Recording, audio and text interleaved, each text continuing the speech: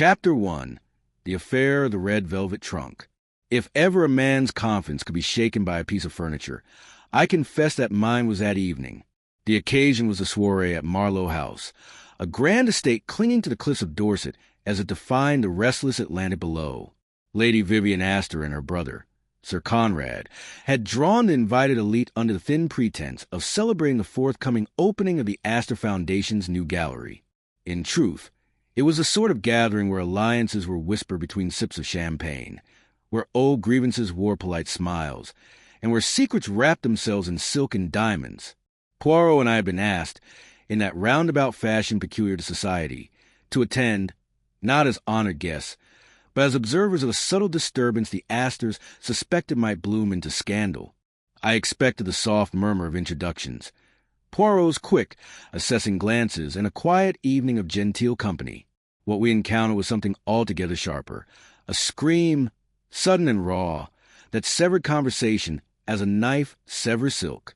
It echoed from the East Wing, Lady Vivian's private suite, a place that, by its very quietness, seemed to have swallowed the sound of the rest of the house. We hurried through corridors thick with the scent of old wood and newer perfume. Pale faces drifted past us, guests in various stages of alarm and fascination.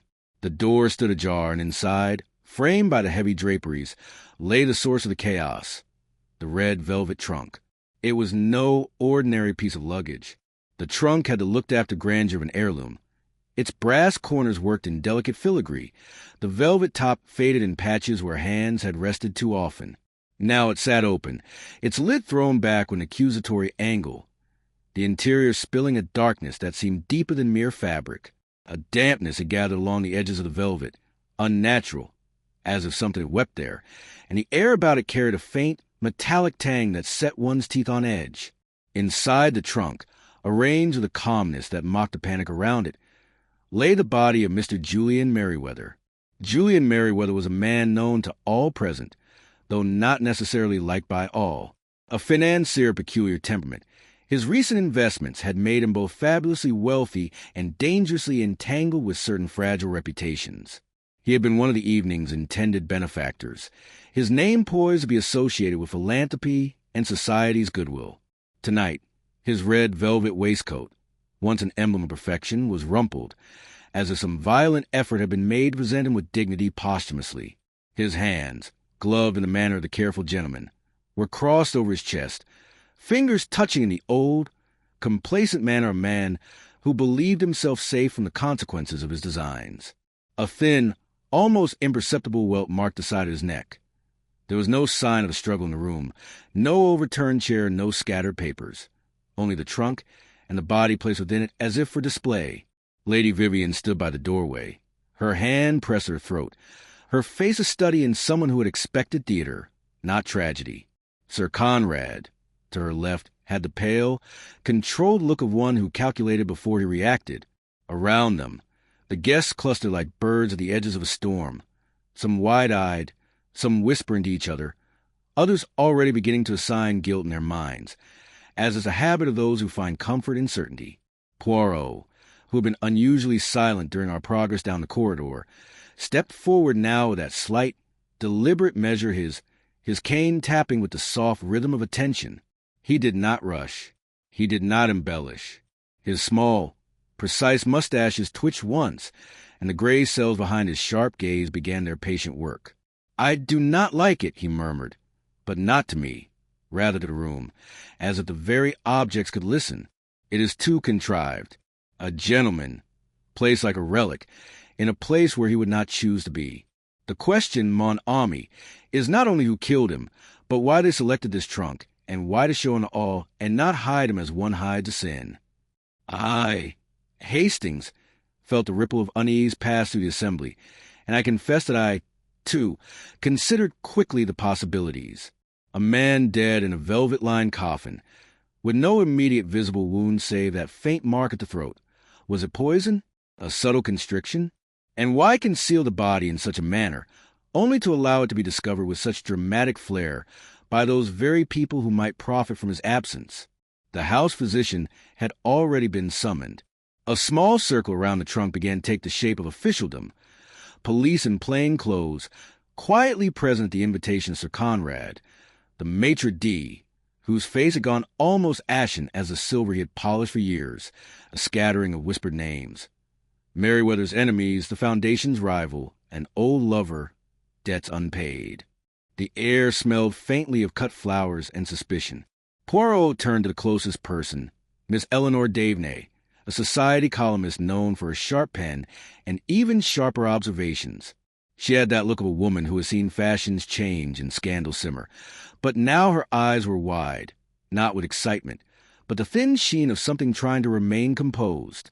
"Madam," Poirot said softly, "you have seen many events that were staged, yes?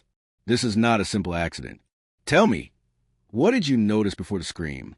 She blinked, then said, "He was speaking with Dr. Ainsworth about the gallery's patron list. He looked nervous. It was odd. He kept glancing at the trunk in the corner, as if expecting something from it." "Ah," Poirot replied, his gaze drifting toward the trunk. "And yet," he added, in a tone that made her adjust her posture almost imperceptibly, "he was placed there with care, yes? Like a message, no? We shall see. From my notebook, because despite my less subtle nature, take notes to hold the coming chaos in order, I wrote, 'Red velvet trunk. Julian Merryweather found dead. No visible struggle. Possible subtle violence. Body displayed. Witness, Eleanor Davenay. Trunk significance unknown.'" The evening that had promised cultured conversation and the gentle thrill of patronage had collapsed into a hush thick with accusation, and under it, a current of dread. The affair had begun.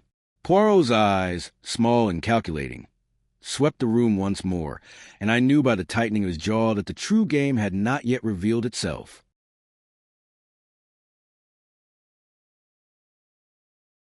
Chapter 2. The First Clues. The immediate shock of the discovery had barely settled when Poirot, with the quiet authority of a man who had long since mastered the art of making others reveal themselves without seeming to ask, began the examination. He did not touch the body. No, jamais. He allowed the physician, a timid man in a velvet collar coat, to approach with the measured propriety of one who feared both the dead and the living equally. I stood back, notebook open, trying to catch everything that passed over Poirot's small, sharp face like a series of barely perceptible ripples. The first thing Poirot did, after observing the body with that stillness of attention he had perfected over years, was to turn, not toward the obvious, the trunk, the dramatic staging, but toward the windows of the room.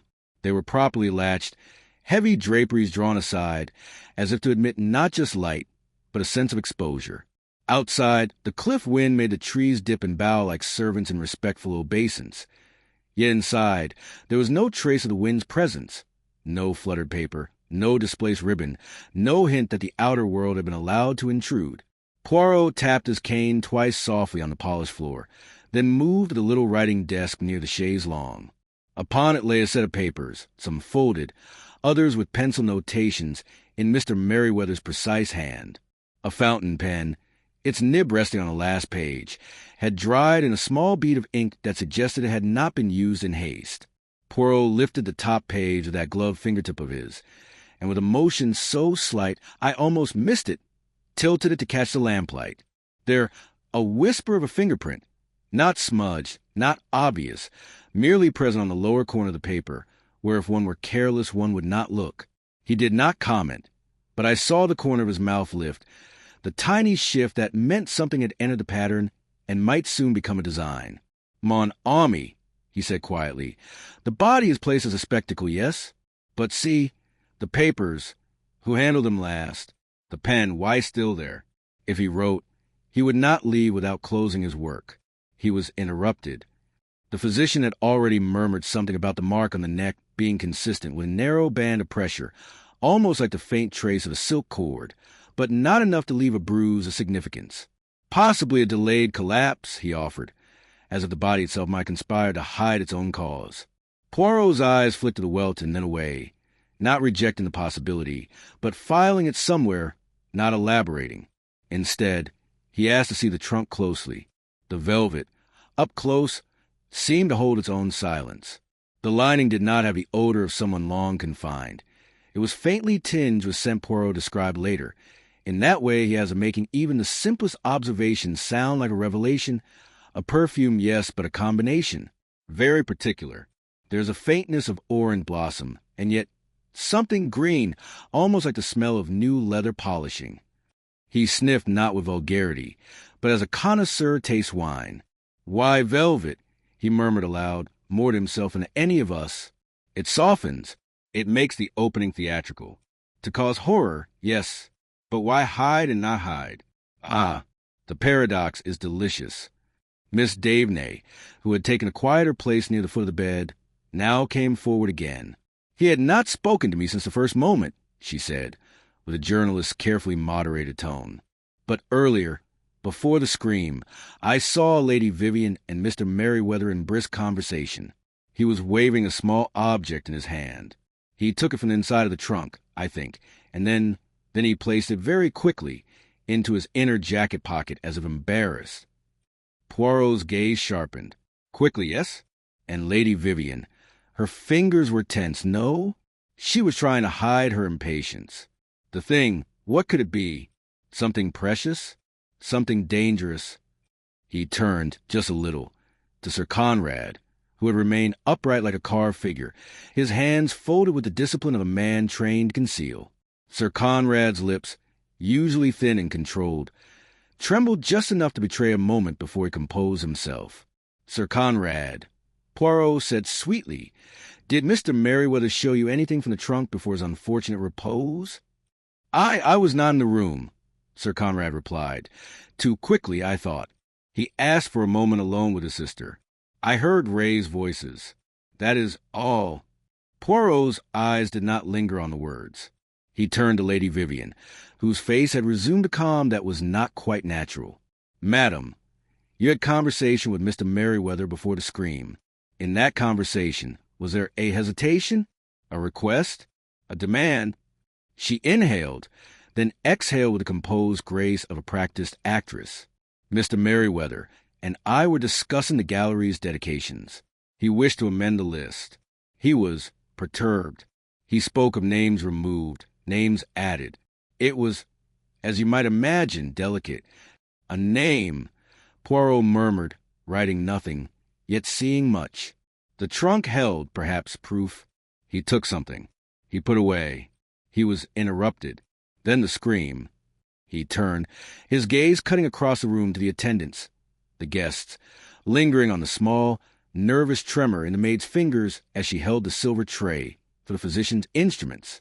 And you, he added to the girl, did you notice someone leaving before the alarm?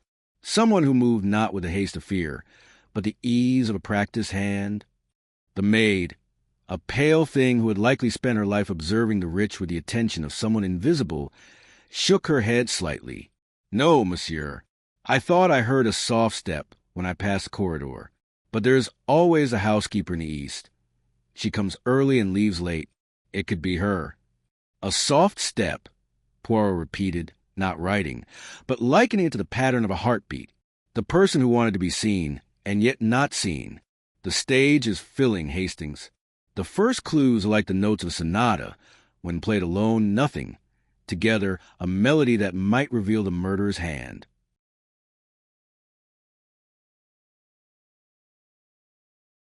I noted. Object removed from trunk.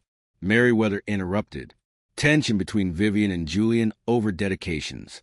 Possible name issue. Velvet trunk theatrical. Scent unusual, orange blossom plus new leather. Welt at neck ambiguous. No evidence of forced entry. Soft step heard, unconfirmed. As the circle widened, the guests shifted, whispering and watching each other. The clue that had most interested Poirot. The slight fingerprint on the paper. The furtive movement of an object. The strange scent. The paradox of display and concealment. Was, to him, like the single thread visible from the start of a tapestry that promised a pattern far more complex than any of us yet imagined. Chapter 3. The Gathering of Suspects. By the time the physician reluctantly declared Julian Merryweather beyond aid, Marlowe House had thickened into a charged silence. Whispers, measured glances, the shuffle of those aware they become actors. Poirot summoned the principals into the morning salon. Who are you? He began, not to accuse but to unmask, a question of identity that made self-presentation slip, however slightly. Lady Vivian Asta maintained her composed poise. Beneath the pale silk and polished charity talk an anxious calculus skittered in her eyes. Heiress to fading influence, she had traded mutual favors with Merryweather, money for prestige, and now the balance trembled. Sir Conrad Astor, protective and possessive, measured threats as much as allies. He had pushed for public acknowledgement of Merryweather's patronage. The financier had deferred, promising to revisit after clearing a small matter. Conrad's empire-hardened instinct was to control perception before it controlled him. Miss Eleanor Davenay, society columnist, bore the guise of impartial observer, but Poirot saw the raw edges beneath. Her questions, cloaked as casual clarifications, collected favors owed and debts unspoken. The mention of a courier and a red velvet trunk from London softened when she spoke the man's name. Her fingers tapped a rhythm of concealed impatience. Dr. Malcolm Ainsworth, the London physician with experimental leanings, had argued earlier with Merryweather over the phrasing of a dedication, his small change to the medical wing alternately a correction, recommendation, or necessary alteration, each term testing the waters of propriety and influence. Mrs. Judith Crowley arrived under the pretext of condolence. Her own finances strained. Her public clash with Merryweather over a joint venture had ended in his promise to make amends, a phrase that bore both relief and latent menace.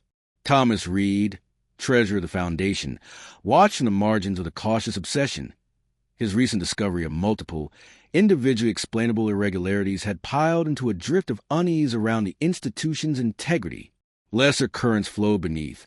An old friend of Lady Vivian seen earlier in the study, a footman shared between her and Merryweather, a cousin of Dr. Ainsworth newly employed under vague confidential pretexts. Poirot did not rush to conclusions. He guided conversation gently, coaxing subtleties, a slip between amend and remove from Vivian, a possessive rephrasing about legacy, from Conrad revealing fear of being eclipsed. He let Davenay frame a timeline for a column while he watched how she softened and concealed, and he tasted the distinctions in Ainsworth's carefully chosen descriptors. The web was being drawn, not by force but by exposure to the smallest fissures, a twitch, a hesitation, a selected word. No theory yet, no accusation, only the deliberate watching of how being seen made cracks appear. In those cracks lay movement, and Poirot's method was patient. The revelation would come not from a dramatic confession, but from the unspooling of truth as each character adjusted to the weight of observation. I, faithful chronicler, kept pace, pen poised as the first threads of the storm began to gather. Chapter 4. Poirot Arrives.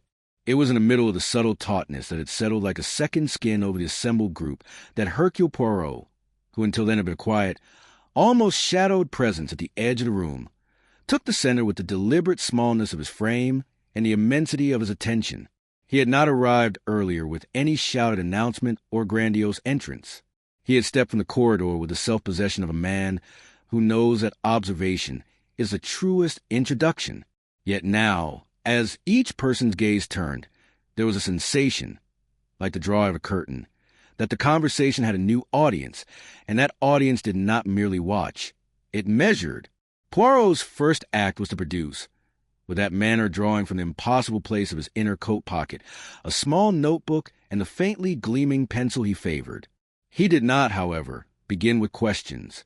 Instead, he unfolded the scene calmly, almost leisurely, as one might describe a painting's composition, before revealing the brushstrokes.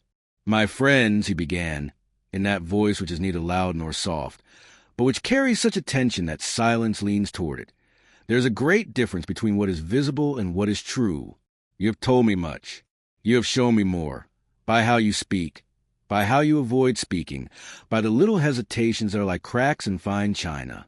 I shall ask questions, yes, but first, we must understand that the engine of this affair is not the body, none, but the idea placed upon it. It is the symbol, and the symbol has been chosen with purpose." He moved with a small, precise turn toward the window, as though the stormlight beyond might give him counsel. "We have a red velvet trunk, yes? A man within, placed like a relic, and surrounding him, those who profit from his reputation, those who collaborate, those who fear, and, perhaps, those who wish to conceal. The thing taken from the trunk, the words changed in dedication, the soft step, the smell, not of the trunk alone, but of temperament and secret intent. All these details will speak. He turned, in that same graceful pivot, to the assembled party in a way that made each feel for a beat that the whole of his attention rested solely on them. First, he looked at Lady Vivian. Her composure, he noted, was not a mask but construction, carefully layered, too perfect in its symmetry. Sir Conrad's loyalty, he saw, was a cage, not of iron but of expectation. Miss Daveney's curiosity bore the weight of debts, but also of opportunity. Dr. Ainsworth's careful phrasing was the nervous twitch of a man who believed in his own ethical flexibility. Judith Crowley's measured civility, while polished, carried a small flake of desperation at the edge. Thomas Reed, the treasurer, held numbers in his head like talismans, and the way he pressed his thumb against the ledger's edge betrayed a man who feared not just chaos, but being the instrument of it unknowingly. "You see," Poirot said softly to me with a slight tilt of his head, "it is not yet time to name the murderer, but it is time for the little gray cells to begin their procession." Then, louder to the room, "We will speak, each to his own part. I ask that everyone remain not in accusation, but in patience. The truth is not a sudden thunderbolt. It is a series of small lights, all arranged, and when the proper moment comes, the pattern will glow." He appointed, almost without seeming to, the first sequence, the initial interviews. Each would, he declared, take place in turn. Each suspect would speak freely, and each would answer certain questions he would ask without the intrusion of others. So the contradictions would be isolated, the distances heard more clearly. He did not, in the moment, state that some would be charmed, some discomfort, and some would find the defenses crumbling like old mortar. That would come later, in the calm reveals. For now, he merely set the stage. Before the interviews began, Poirot allowed a brief pause. He then addressed the maid again in that artful way of his, as if in kindness. "You have served here many evenings. Yesterday was similar. Did any new person come who might have had reason to be where they should not by force, by subtle, quiet presence?" Her answer was given with the careful hesitance of someone used to being unseen. "There was a courier, monsieur, the one Miss Daveney mentioned. He brought the trunk earlier. He seemed polite. He lingered in the hallway, speaking softly to a gentleman in a dark coat. I thought it was a footman, but the gentleman's manner was not a staff." She paused, and Poirot's eyebrows lifted just enough to suggest that the small thing she offered might be of consequence once placed beside others. Poirot then turned to Judith Crowley with a very small smile. "Madam, you have come to offer sympathy, yes? But you were seen walking the corridor near the east wing before the noise. You walked alone. Did you pass Mr. Merriweather? Did he speak to you?" She blinked, her composed facade slipping by the tiniest degree. "He was distant. He said he was occupied. I left him to his business." Her voice, however, carried a note that suggested she had expected more from that business than an aside. "Very well," Poirot murmured. "We will speak, then quietly, one by one. I wish to hear, not only what you say, but how you attempt to hide what you do not wish to say." He ended the gathering not with a pronouncement, but with a simple command. The interviews would begin. He sent Miss Daveney to the library, where light fell in measured squares across oriental rugs. Lady Vivian and Sir Conrad were directed to recount the exact words of their conversation with Merriweather. Dr. Ainsworth was to explain the small change in Timothy Reed, Thomas Reed, as he had corrected himself with small, private irritation, was to bring forth the ledgers that had kept him uneasy. Judith Crowley, he said, would be given space to elaborate upon the amends Merriweather had promised. As the others dispersed, each carrying their own anxieties tightened like strings, Poirot remained standing a moment, hands behind his back. "Hastings," he said to me, "you see how they all speak of the same trunk, yes? But each one carries a different weight of the same thing. It is like hearing a chord played by different instruments. I will listen, and I will separate the notes. The truth, she is hidden in the harmony, somewhere." Chapter 5. Initial interviews begin. When the last of the interviews loosened into polite dismissal, the room retained a residue of tension, not accusation, but recognition. Each had spoken. Each had left a small piece of themselves behind in phrasing, hesitation, or overcorrection. Poirot did not hurry. He sat a moment longer, fingers steepled, eyes closing briefly as if letting the collected impressions settle like fine dust in a glass. Then he opened them, sharp and bright, and motioned me closer. "The truth," he murmured, "is not a single loud trumpet. It is an arrangement of whispers that, when placed side by side, form a sound no one expected to hear." He tapped the small notebook I held. "Your hand, mon ami, will carry these nuances. Note the way Lady Vivian softened removal into something she would defend, how Conrad's loyalty wrapped fear in ownership, how Davenay watched without revealing her own stake, how Ainsworth spoke of strength while touching upon concealment, how Crowley chose the shape of her silence, and how Reed's caution was a tremor of premonition. Do you see? The threads are not yet a net, but they are enough to prevent a man from stepping where he pleases." He stood, smoothing his jacket with that particular exactness of a man about to orchestrate something more telling than direct confrontation. "We will not rush," he continued. "We will give them a gentle prod.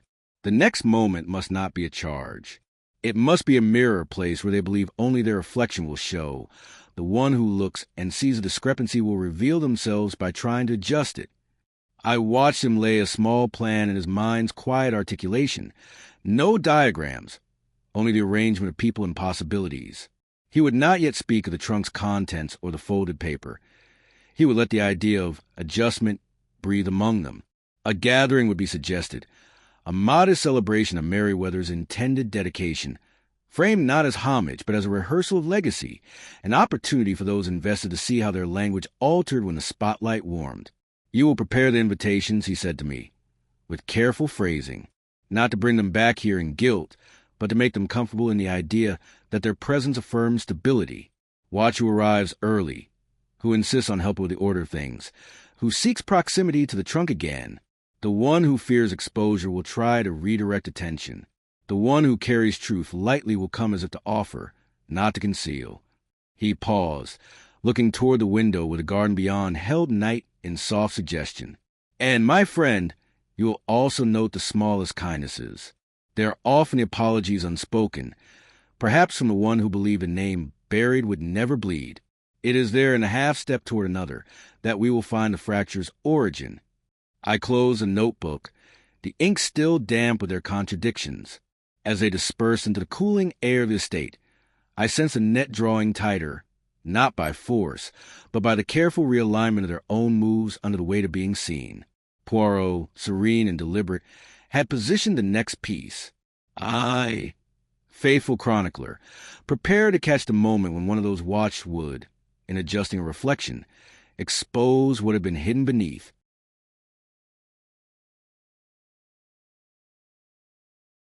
Chapter 6. The First False Lead. The day wore on as if it were itself holding its breath.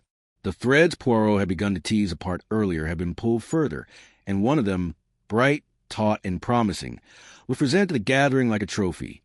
It was Thomas Reed, the meticulous treasurer, who suddenly found himself at the center of a storm of certainty. The evidence, as assembled by others and embraced too quickly by some, glittered with the ease of what seemed obvious. It began with the ledgers. After his interview, Reed had retired to a smaller study, ostensibly to provide Poirot and myself with the source documents he had mentioned. The ledgers, opened gently, revealed changes in the donor lists, names shifted, dedications reworded in the way that had worried him. In the margin of one page, in a hurried hand unlike the others, was a notation that suggested an unauthorized correction. Beside it, the ink had a faint smudge, and the paper bore the ghost of a fingerprint that, to less trained eyes, might have been dismissed as routine.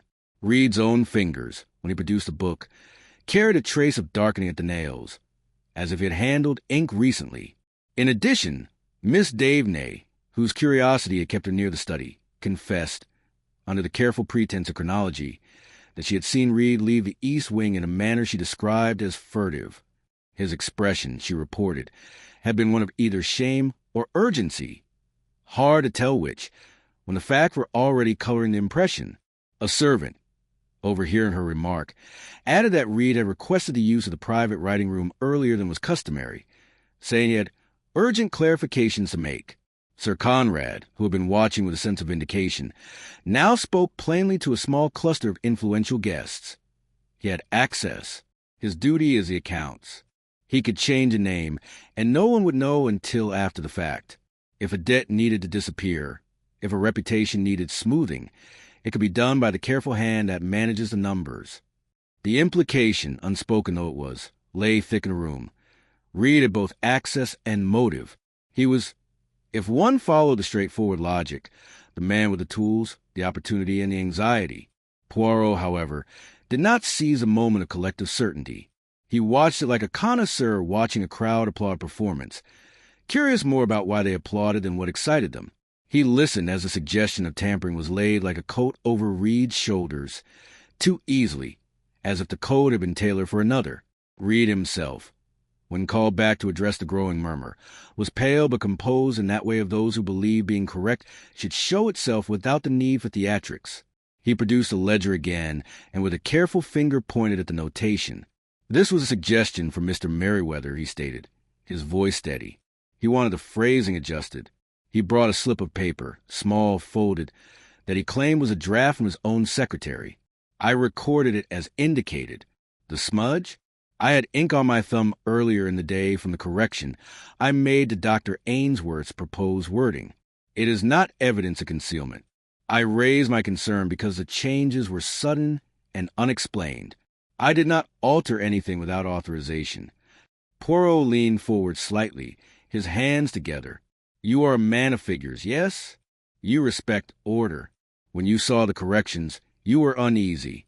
You sought to ensure the order, yes? But the hand that writes, whose hand is it? The draft. Was it in Mr. Merriweather's hand, or someone else's copying his intention? Reed blinked.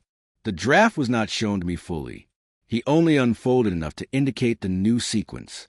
I wrote what he told me to write. If someone wanted to disguise their interference, they could have made a note appear as if suggested by him. But I would have recognized forgery of his style. I have dealt with his handwriting enough to know the difference between his calm notation and others' pressure. Miss Davenay, eager to confirm the growing certainty, produced her own shorthand scribbles. He was near the trunk, she said firmly now, and he had the look of one who did not wish to be seen. The changes he defended, he could have benefited from them if he had deeper knowledge of who controlled the dedications. His anxiety looked like guilt. Poirot's expression softened into something like indulgence. "Ah, mon ami," he murmured to me quietly so only I could hear. "See how easily the mind makes a comfortable story. A man with access. A man who sees change and fears collapse. A man near the trunk. It is tempting to weave these into a rope and hang the suspicion upon it. But we must ask, who would benefit from making the man who controls the numbers appear guilty? Who wants the attention away from the true movement of the thread?" Despite the gentle caution, the simpler minds among those present began already to arrange their understanding around Reed's supposed culpability. Sir Conrad, now bordering on open accusation in whispered circles, spoke to a local magistrate as if to prepare the formalities. Judith Crowley, who had her own tensions with Merriweather, looked relieved that the suspicion had found a shape not connected to her. Even Vivian, whose need to control the narrative of the dedications made her wary, allowed a small relief to pass over her features. If the threat were a treasure overstepping, it could possibly be contained, rather than exposing larger, more dangerous fractures. Poirot did not move to defend Reed. He merely waited, as if the pause itself were part of the evidence. He asked the maid again about the courier and the man in the dark coat. She admitted she had seen Reed in the hallway earlier, but noted that he had passed the trunk with a measured step and not with haste or concealment. He carried himself as one who wished not to be noticed, but not as one fleeing, she told Poirot. It was like a man going to his own room to retrieve something he had forgotten. Poirot's eyes, when they met mine, were not satisfied with the clarity of the obvious.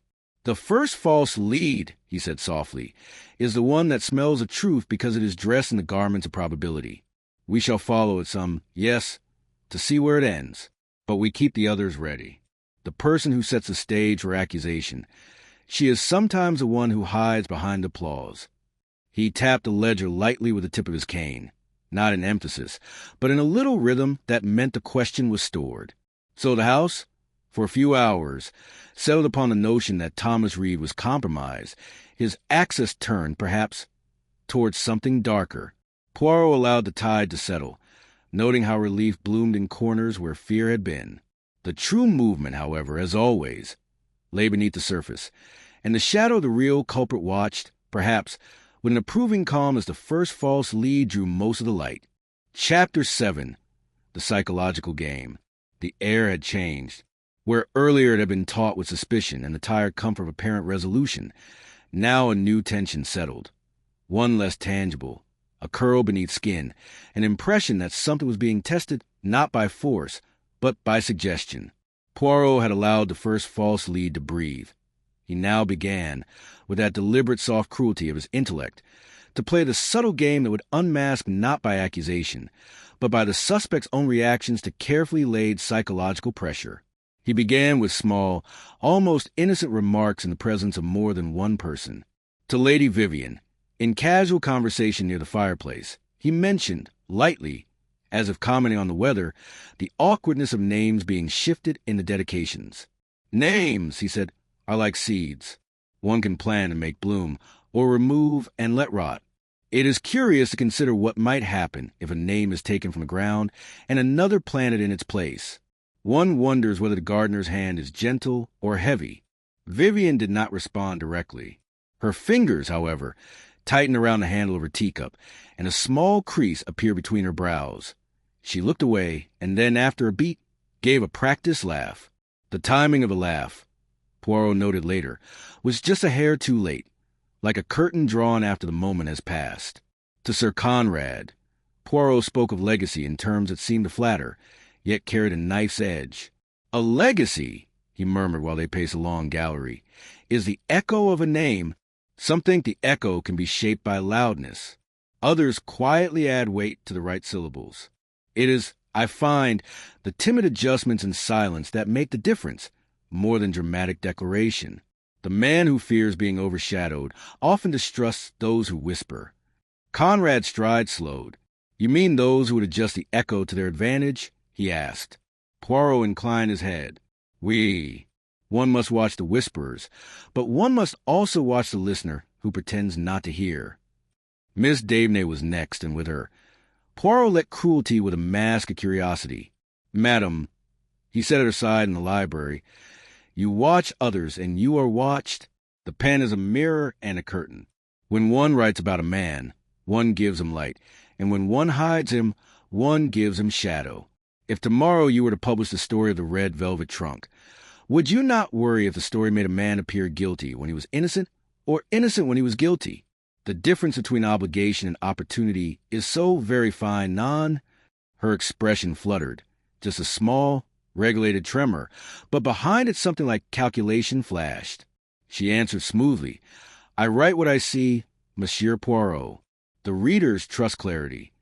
He nodded, then, with a softness that was almost indulgent, asked, "And do you trust yourself, madam, to know when clarity is beneficial and when it hides other lights?" She did not answer outright. Instead, she lifted her pen and made a small new notation in the margin of her notebook before closing it slowly, as if to give time for her own internal justification to settle. Dr. Ainsworth, whose ethical flexibility had already been profiled, found himself gently cornered with hypothetical morality dressed as casual philosophical musing. "Doctor," Poirot began in a quiet way, "you believe that a well-chosen word can change perception. That is a gift and a danger. Suppose one had to choose between naming something in a way that preserved someone's dignity and naming it in a way that concealed his guilt.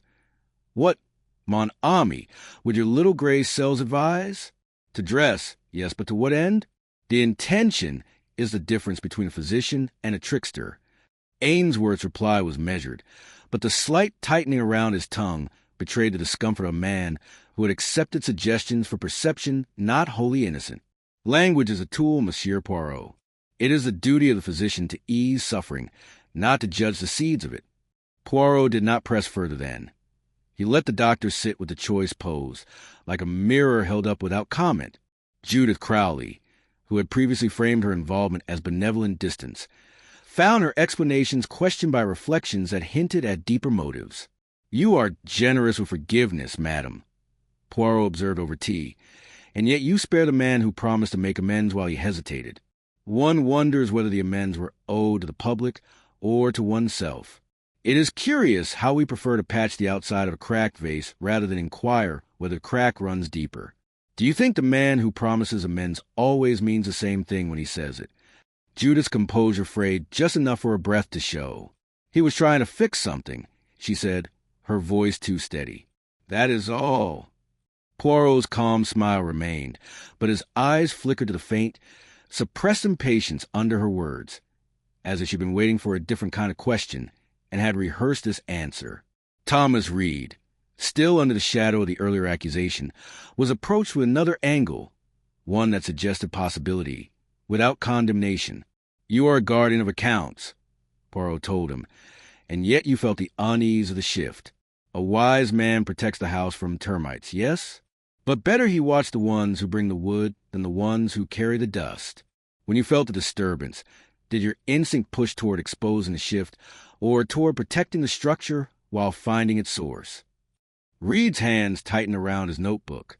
"I wanted clarity," he answered. "I feared a rot, yes, but I feared exposing what might be a false alarm, causing harm without cause."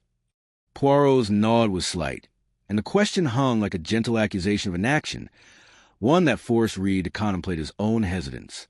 Through these verbal maneuvers, small cracks grew, not from outright contradictions, but from the private discomfort being made to probe internal truths. Poirot did not yet assert any theory. He simply laid the psychological groundwork, letting the prey question its own shadows. The interplay of suggestion and silence was his net. It would tighten not by force, but when the right tension was applied in the right moment. As the evening dimmed and the house settled into the quiet hum of uneasy waiting, I jotted beside the earlier notes. Poirot introduces reflective pressure, Lady Vivian defensive about names/ownership, Sir Conrad sensitive to whispers adjusting legacy, Davenay aware of her influence, playing safe, Ainsworth uneasy over language shaping truth, Crowley hiding deeper need for control of narrative, Reed conflicted between exposure and protection. The game had begun in earnest, not with a blow, but with the patient probing of a surgeon's scalpel.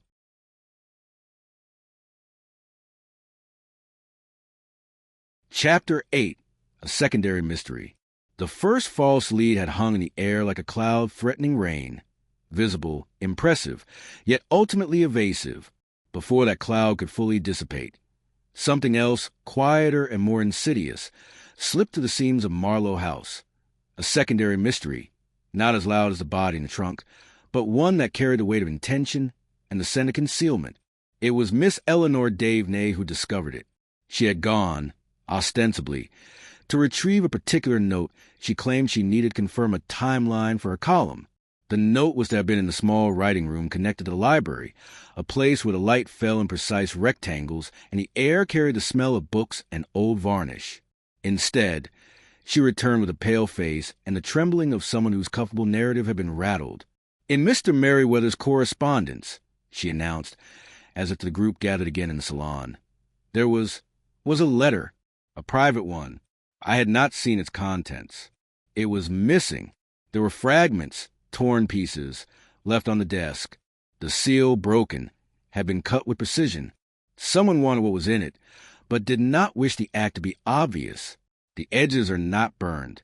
The tears are clean. It was done deliberately and hurriedly."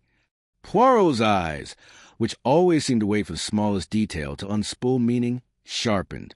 "Fragments," he repeated. "What remains?" She produced 3 small pieces of heavy cream paper, their text partially visible in the elegant slanted hand Merriweather favored, though parts had been carefully removed. One corner bore the faint scent of that unusual perfume, orange blossom with something beneath it, like the dampness of old leather. On another, a small smear of ink had spread as if the writer had been interrupted mid-thought. A residue, barely there, of adhesive suggested the letter had been folded and perhaps sealed twice. Does anyone recognize the partial wording? Poirot asked, lifting the first piece delicately with tweezers. The visible phrase read, "If the dedication is reversed, the promise made in confidence will..." The second fragment carried, "You must understand the leverage I have given you and the silence expected in return." The third held a name only half intact. Vivian, with the last letter chopped, as if intentionally obliterated. Lady Vivian paled, and for a moment, the composure that had been her armor cracked like thin glass. "That is not my name," she began quickly with a cold tilt to her voice. "Or if it is, then it is misused. Julian could have been writing of many things." Her hand moved, almost involuntarily, to the locket at her throat, a small gesture of self-protection. Sir Conrad, who had until now been occupying himself with the defense of legacy, now took a step closer, his eyes narrowing. "The letter," he stated, "suggests someone with bargaining. Leveraging what? A promise made in confidence? Who benefits from the reversal of a dedication? And why is a partial name left, as if to point fingers without committing?" Miss Davenay swallowed, suddenly less confident in the certainty of her earlier narrative. I did not see who took it," she stammered. But the manner of the tear, sharp, precise, was not a trembling hand. It was the hand of someone who has done it before. Whoever did this knew what they wanted removed, and they did not want a full trace left. Leaving the partial name, Vivian, was it misdirection or shame? Dr. Ainsworth, who, until then, had been quiet while the psychological game played out, permitted his interest to show. A reversal of dedication, he mused aloud, might implicate reputations. If one name was to be emphasized less, another more, the letter's contents might reveal threats, coercive promises, perhaps. His eyes flicked, not so subtly, toward Lady Vivian. Or the leverage might have been the promise of silence itself. Judith Crowley, who had seemed content to let others occupy the central drama, leaned forward with a newfound intensity. "He had mentioned making amends," she reminded, her voice lower now. "If he was reversing dedications, perhaps it was part of an effort to cover some prior arrangement. The letter may have contained the terms that someone feared would be exposed or twisted. It makes the earlier promises look less like reconciliation and more like bargaining with power." Poirot, holding the fragments between his fingers like a delicate accusation, did not yet accuse. He allowed the tension of their implications to hang. "Someone," he said softly, "wanted a name change. Someone had leverage over Mr. Merriweather, or he over them. The first letter seeks silence, and yet the silence has been broken, in part. The partial name left as a signal or a trap. We have two possibilities. Either it was left confused, or it was left in haste by one who feared being caught. The scent, it is not random.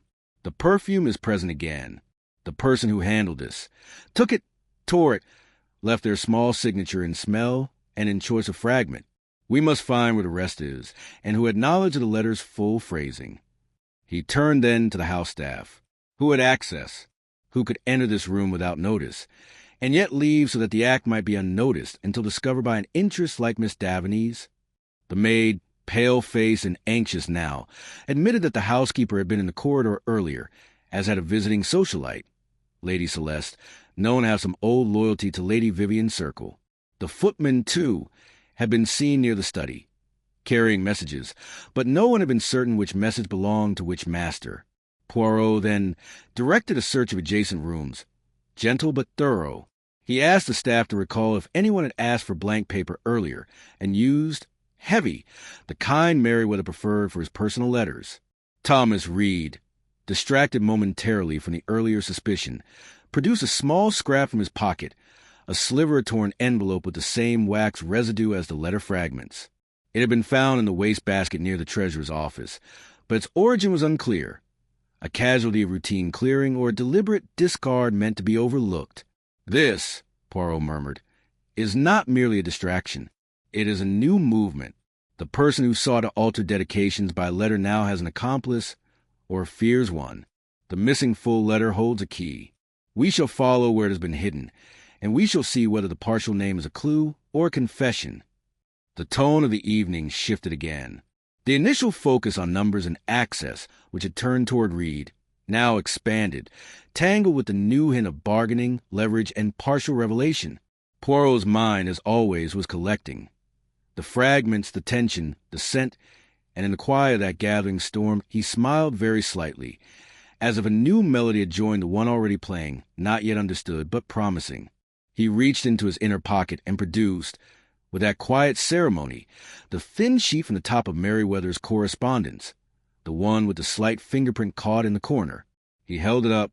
You saw this earlier, yes? A fingerprint. Small. It is not Mr. Merryweather's. It is not hurried. It is of a man or woman who presses with care, who writes with the idea that their impression will not be noticed. But, mon ami, look here. He turned the paper under the light, tilting it so that the edge of the fingerprint caught the reflection. The pressure is varied. The center is light, the edge heavier. That tells me it is not a simple writing. It was placed to suggest the presence of one who handled the paper, but someone had intentionally softened the central impression. Why soften? To hide, yes, but also to mimic hesitation, to create the appearance of authenticity, while deliberately dulling the truth. I followed his gaze, then noticed the almost invisible gloss on the corner of the paper, the residue of a film. What is that, Poirot? He smiled slightly. Glue. Not ordinary, but that used to fix a seal after the wax has been removed. Someone wanted to disguise the removal of the original seal. They lifted it carefully, to see what remained, then placed the sheet back to appear untouched. But the glue, she leaves a trace. It is not fresh, but recent enough, and it has a faint aroma of the same perfume. The person who did this also handled the letter with the scent of orange blossom under their own hand, to confuse the smell. He laid the page down, and reached now to the fragment with the partial name. He had kept it in a small envelope, separate. The second secret, he murmured, is in the cut. It is not random. See the way the last letter is missing? The cut is made with a specific tool. Not scissors common to a household. No. A razor, yes, but one with a dull edge. It drags slightly, creating a micro fraying on the lower curve that is unusual. That fraying, he tapped gently, matches the slight imperfection found on the underside of the locket Vivian wears. A locket, yes, that opens with a small razor hidden in the hinge. She has used it before to cut letters in private. If the tear was made with that tool, perhaps the letter was half removed by one who wished to implicate her, or by one who wished to protect her from the knowledge within, while leaving a sign that could be interpreted as threat. I felt the shift in his posture. This was no longer mere accumulation. He had taken a disparate set of quiet observations, scent, pressure, the shape of the tear, and bound them into a single wire of possibility. So, I said, the softened fingerprint, deliberate misdirection, the partial name torn with Vivian's own secret tool. Someone wanted the letter to appear to reference her, perhaps to divert into that direction, while the true content and the true maker of the pressure remained hidden behind the scent and the falsified authenticity. Exactment, Poirot replied. The real culprit, or their ally, uses the idea of exposure to hide. They plant a seed that someone else's name is involved, Vivian, yet the method of leaving the seed betrays care and affection, or a desire to protect, not destroy. The softened print suggests guilt being simulated. The tool of her locket suggests the involvement of someone close enough to her to know its secret, or someone who wishes her to appear involved. He paused, letting the weight of the inference rest without naming its direction. I keep this, yes? I do not speak yet. The clue is secret because it is a pivot. One can turn suspicion toward her, or if understood, pivot to see who would wish to hide her while exposing a fragment. He folded the papers carefully, replacing them where he had kept them, then looked at me with that sharp, small light in his eyes. The game is changing, Hastings. The apparent loud guilt of Reed is only the chorus. The real melody lies here, under the surface, soft, manipulated, and layered. We shall watch how the others react when we place this in the right context. For now, we let them dance around the obvious. I keep my secret clue, and I arrange the next move. Chapter 11. Tensions rise. The secret that Poirot had tucked away like a fine thread in the tapestry began to pull, ever so slightly, at the edges of the assembled group. The quiet beneath the surface did not last. As always, when one senses that something is known though not yet spoken, People begin to maneuver, not by revelation, but by positioning. Alliances that seemed casual tightened. Old familiarity acquired new sharpness. The tension became something almost visible, an undercurrent in conversation. A breath held too long, a forced laugh. Lady Vivian, whose name had been faintly implicated by the torn fragment, became both more careful and more expansive. She moved through the rooms with the studied grace of a woman who, aware of a subtle accusation, sought to reclaim the narrative by offering invitations. Tea in the drawing room, a private discussion with Judith Crowley, a suggestion to Sir Conrad that together they clarified the public story. To outward appearance she was generous, but those who watched closely, Poirot foremost among them, saw the small adjustments in her phrasing. When she spoke of the dedications now, she emphasized transparency and shared legacy, as if correcting a misperception that had not yet been uttered aloud. Her guarded smile was slightly too tight. It was a smile of one who carries knowledge of a wound and fears the finger that presses too deep. Sir Conrad, meanwhile, had begun to counterbalance his protective instinct toward his sister with a new defensiveness about his own influence. He held private, terse conversations with Thomas Reed, the treasurer, whose earlier accusations still hung like a thin fog. Reed, uneasy from having been at the center of suspicion and now finding his name quietly defended by Conrad, had shifted into a posture of vigilance, watching the watchers, as if expecting the finger to point anew. Conrad's tone, when he spoke of shared risk with Judith Crowley, had the edge of a man reluctant to be cornered into admitting he had once sought to shape appearance. The earlier warmth between them had cooled into a wary truce.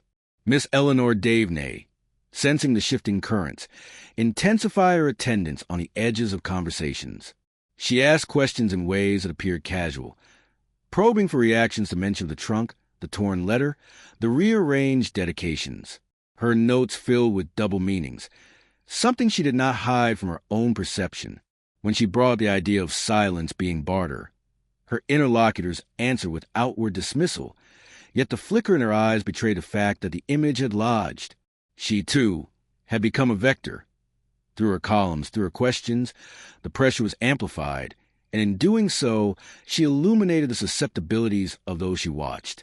Dr. Ainsworth, who had until recently presented himself as a man of reasoned subtlety, grew slightly defensive when discussions of leverage and secret letters surfaced. He began to speak a little more sharply about intentions and misinterpretations. When Poirot casually questioned him about whether language could veil threat or offer protection, Ainsworth answered with a stiffness that betrayed impatience. Words, he said one afternoon, are not weapons if used ethically. If one uses them to alter perception wrongly, the fault is in the user, not the word. Mr. Merriweather was anxious about reputations, not because he was threatened, but because he valued his own. He was not a man to be coerced. He would manipulate, yes, but not allow himself to be used.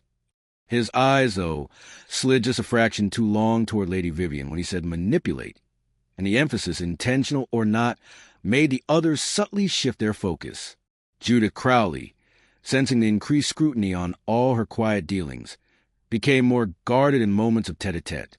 She began to offer small, almost perfunctory apologies for the past hedging with Sir Conrad, framing them as cautionary collaborations rather than strategic entanglements. Her tone softened when speaking to Vivian, yet when the conversation turned to the letter and its implications, she was careful not to mention names. "We all have had to navigate unstable ground," she said, half to herself, half to the room. "Some of us have done so with open hands, others with covered ones."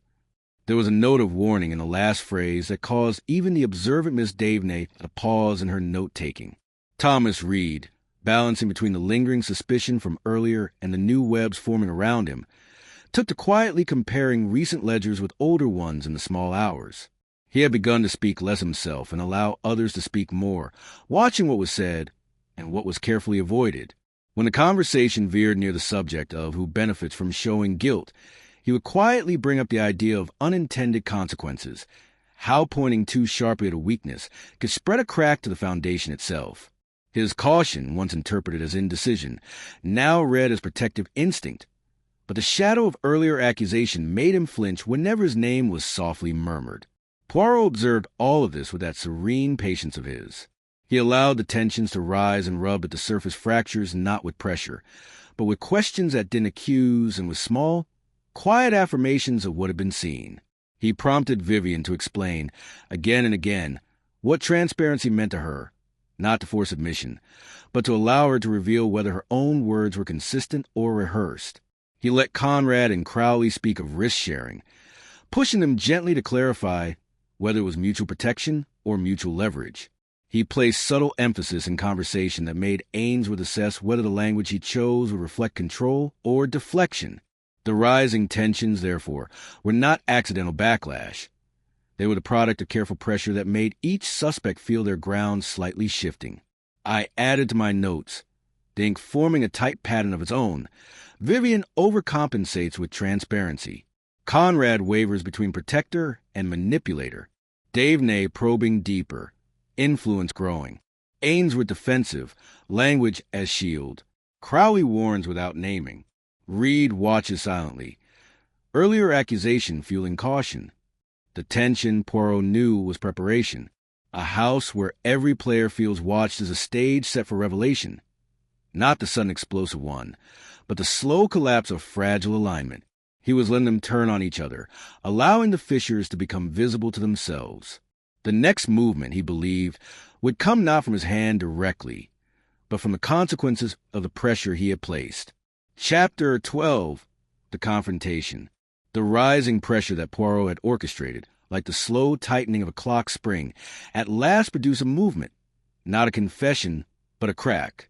It was small, a nearly imperceptible slip in Mrs. Judith Crowley's composure during a late afternoon discussion with Lady Vivian and Sir Conrad in the small conservatory. The light there fell in slatted patterns through the glass, catching on the trailing leaves of ferns and on the narrowed eyes of those who felt watched. Poirot had arranged the three to be together, not by accident, but because the intersection of their veiled alliances was the place where contradiction could most easily be invited to reveal itself. He began with his usual soft precision, by replaying not the facts, but the atmosphere. "Madam," he said to Judith, "you spoke earlier of hedging, of shared risk. One protects another, yes? But when the risk rises, one must choose to carry it openly, or to pass it along. You have mentioned that some use covered hands." He turned slightly to Sir Conrad, and you, who shared the conversation, spoke of protection. Does protection sometimes become leverage when the one protected feels the debt grow heavier? Sir Conrad's jaw tightened. He shifted weight. "We discussed contingency," he said, too quickly, "not leverage." Lady Vivian's eyes, sharp and cool, watched Judith. "And what a letter?" she asked, her voice even. "One that mentions a reversal, a promise, and leaves only the partial of a name. Who would benefit from bringing such implication to light while hiding the rest?" Judith's hands, which had been folded around her tea, now lifted, trembling almost imperceptibly. "He promised to make amends," she repeated, as if testing the taste of the phrase. He feared exposure for the venture that faltered. "Aye." Her gaze flicked for a fragment of a second toward the conservatory door, as if expecting someone to intervene, then steadied. "I spoke of mutual acknowledgement because the scandal would have reflected on both of us. The letter, if it was intended to implicate, was not for me. I did not tear it. I did not plant names. I merely suggested clarity. That's all." Poirot, who had been listening with that still, quiet patience that seems to gather people's defenses into focus, now turned to the other side. "Madame Vivian," he said gently, "you, who have the power to shape legacy, how do you perceive the use of names when one's friend is in trouble? Does one hide her because the friend's fall implicates oneself, or does one reveal, to cleanse by exposure? And if a fragment of a name is left, is it cruelty, or is it a signal to protect her?" Vivian's answer was a smooth river that should have carried no sediment. "I protect the Foundation's reputation," she said. "That is my duty. If a name is used to threaten, one must decide whether to link oneself further or separate. I have nothing to hide, Monsieur Poirot." Her voice, though, had a slight edge now. Tension laced beneath calm. It was the word "nothing" that drew Poirot's gaze just long enough to gather the fine tremor that lived there. He then turned quietly to Sir Conrad. You have navigated risk with Mrs. Crowley. She says contingency. You have said protection. If the letter's implication was meant to suggest reversal, who would you suggest is behind the original suggestion? Who had the power to make the reversal dangerous enough to require these small conversations? Conrad bristled, but in the smallest of movements, one of those micro-expressions that Poirot had pointed out to me before. The one who had influence over donors, he said, carefully. The one capable of making a dedication appears betrayal if unsatisfied. That is all I will say. The pause that followed, heavy with unspoken possibilities, caused the leaves of the ferns to tremble in some imagined wind. Poirot, having planted the seeds, now applied the gentle pressure that made the crack show. Madame Crowley, he said, his voice a soft velvet, you have spoken of amends. The letter mentions leverage and reversals. The partial name, Vivian, is left. You have protected Conrad when needed.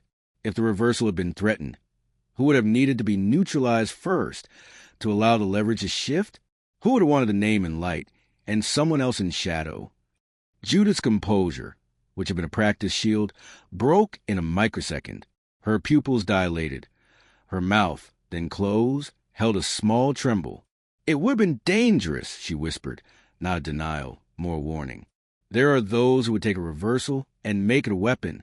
I suggested mutuality because I feared solitary blame. I did not. She stopped, and in the silence, Poirot's eyes rested on her in a way that made even the air around seem to listen. Then he did the thing he had not yet done. He laid a small piece of knowledge that was not new to him but was devastating in its placement. The tool used to cut the fragment, he said softly, turning to Vivian as if revealing a triviality, is very particular. It opens your locket. You, madam, have used it to cut in private before. The partial name could have been a message from someone wanting to draw your attention or a staged implication. He watched her face, which flickered very briefly, with something unguarded, surprise, then calculation.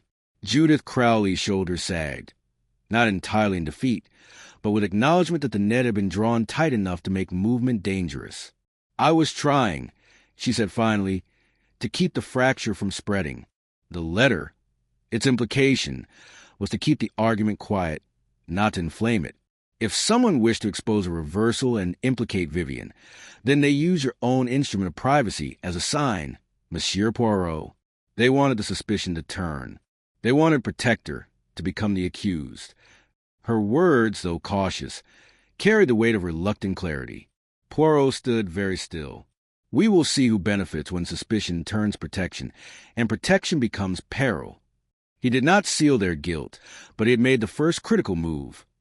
The shared risk between Conrad and Crowley had been exposed as layered protection, leverage, and perhaps manipulation, and the implication toward Lady Vivian, softened by the idea of a signal rather than a threat, had been placed in new light.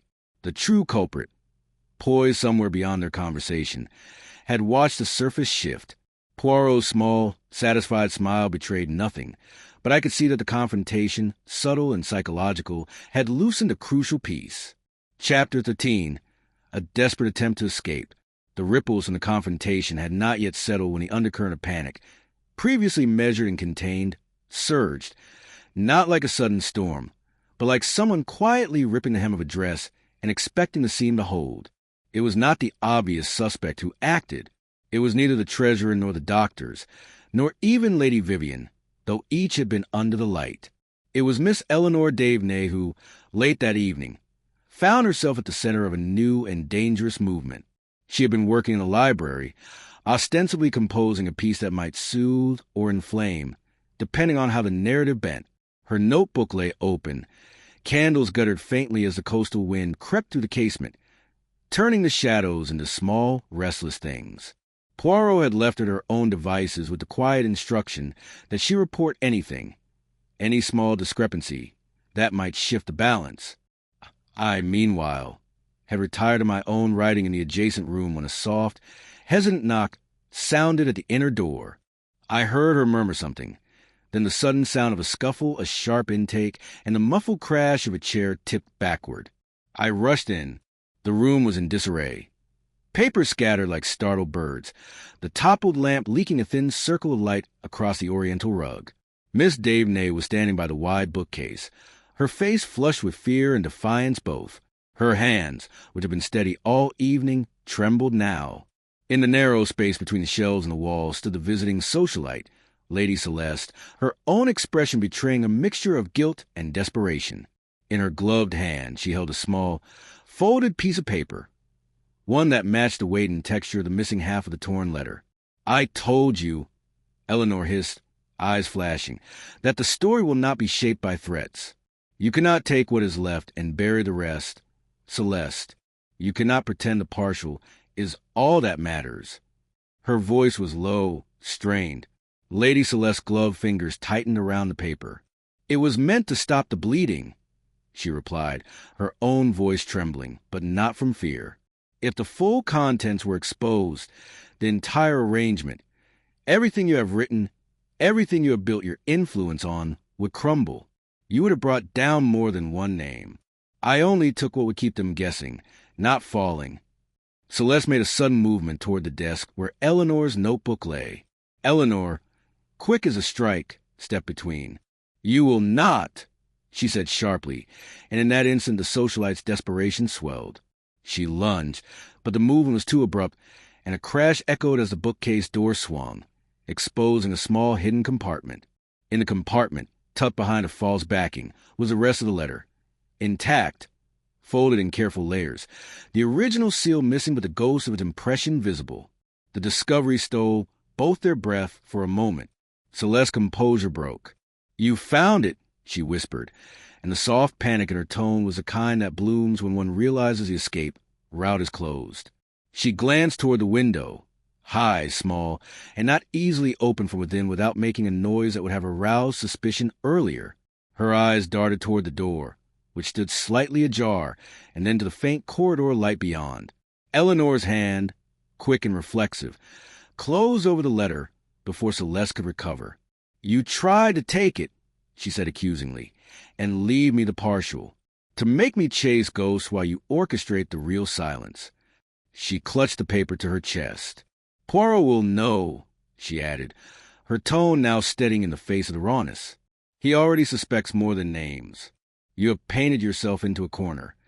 Celeste's shoulders slumped, and for a fleeting moment I saw the desperation of a woman who had decided to act before the noose tightened too far.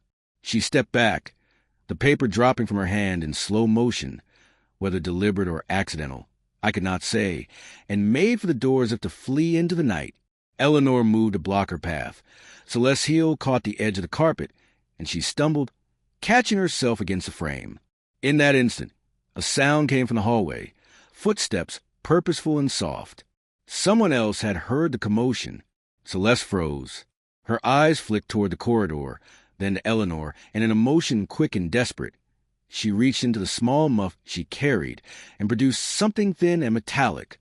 Before anyone could react, she flicked it toward the floor, and a faint hiss began, a chemical smell rising as a small vial, shattered against the wood, released a cloud of vapor.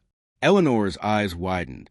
She staggered back, coughing, as the scent swelled briefly in the cramped space.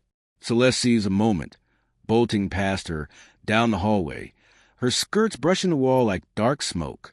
I reacted instantly, calling out as I lunged after her. She was swift, but the corridor's length betrayed her. Sir Conrad, who had been passing with a worried expression and who had heard the earlier argument, stepped forward into the path, blocking the only obvious exit. Celeste's face, which a moment before had been composed in a mask of frantic certainty, now went pale. She faltered, then broke into a desperate run toward the servants' stairs. Poirot arrived, calm but quick, from the other end of the house. He did not shout. He did not grab. He simply placed himself, with that precise positioning of his slight body, between Celeste and the stairs. "Madam," he said softly, almost as an apology, "you run, and you leave the question of why. We will speak, yes? For the little gray cells do not enjoy being cheated by attempts to vanish." Celeste, breathless, her hands trembling, stared at him a moment, then sank into the nearest chair, as if the chase had burned the energy from her. Eleanor, recovering, held the intact letter like a sacred burden.